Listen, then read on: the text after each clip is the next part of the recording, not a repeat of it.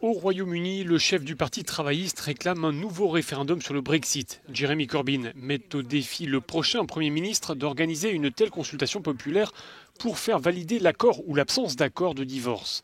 Et de préciser qu'en cas de nouveau référendum, il appellera à voter en faveur du Remain pour rester au sein de l'Union européenne. Au Labour, nous disons qu'il n'est pas question de ne pas avoir d'accord. Les gens doivent pouvoir exprimer leur choix entre rester au sein de l'Union européenne ou bien accepter de quitter l'UE sans accord, avec ce que ça peut avoir comme conséquences préjudiciables pour les prix des aliments, l'approvisionnement en médicaments ou l'investissement industriel. Comment expliquer ce changement de cap de Jeremy Corbyn, longtemps proche du courant eurosceptique et qui désormais se positionne dans le camp du Remain?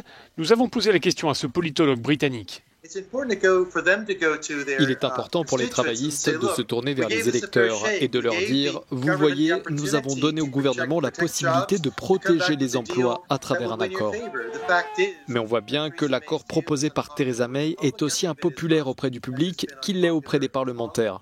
Idem pour l'option no deal.